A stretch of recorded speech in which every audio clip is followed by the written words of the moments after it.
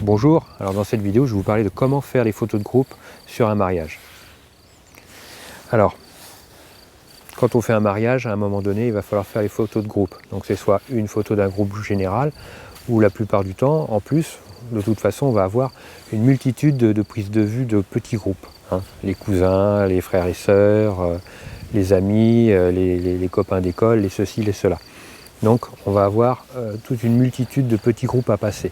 Donc en règle générale, essayez de repérer certains lieux. Préférez, si vous avez un jour de beau temps avec beaucoup de soleil, ne les mettez pas au soleil. Évitez de les mettre au soleil parce que dans ces cas-là, ça va faire des ombres dures et puis tout le monde va froncer les yeux, va fermer les yeux parce que tout le monde va être ébloui. Essayez au maximum de trouver un coin à l'ombre. Souvent, ça va se faire sur le lieu de la noce, donc soit c'est un château, une salle des fêtes ou un grand bâtiment. Donc essayez de mettre les gens à l'ombre d'un bâtiment ou à l'ombre des arbres. Parce que comme ça, la lumière est douce, tout le monde a bien les yeux ouverts, tout le monde peut sourire, tout le monde peut vous voir. Parce qu'il n'y a rien de plus difficile que d'avoir des gens qui ont le soleil en pleine figure et qui ne vous voient pas, et qui sont tout le temps comme ça, en train d'essayer de voir où est-ce que vous êtes et ce que vous faites.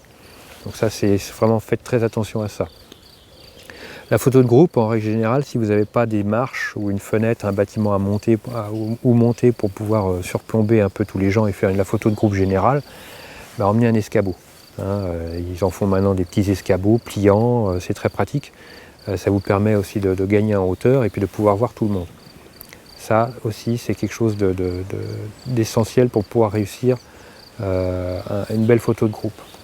Ensuite, ce que vous pouvez faire, c'est travailler quand vous faites les petites photos de groupe de famille, essayez de travailler les fonds en même temps.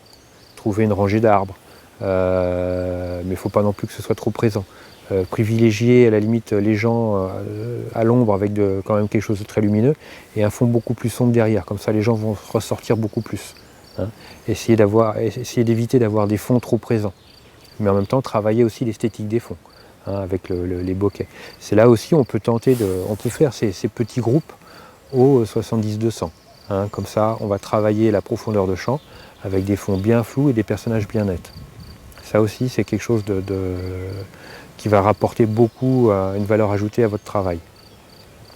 Donc voilà une règle générale. Les photos de groupe, on va privilégier de les faire, je dirais, après les cérémonies, mais avant le cocktail.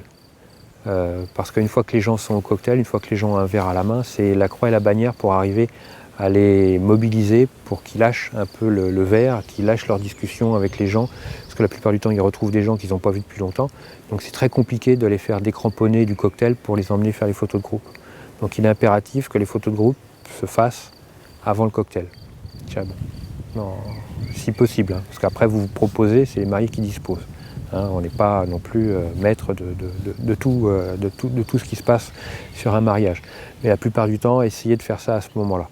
Moi, pour ma part, c'est toujours comme ça que j'essaye de le vendre et ça a toujours bien passé. Essayez aussi de proposer aux mariés de prévoir des accessoires. Canapé, ça peut être des cadres, le truc classique, mais un petit canapé rouge, une bergère, des choses qu'ils pourraient mettre où on va asseoir les anciens, au milieu de tout le groupe, d'avoir une petite note de couleur, un petit côté décalé, des choses qui vont changer un peu de l'ordinaire.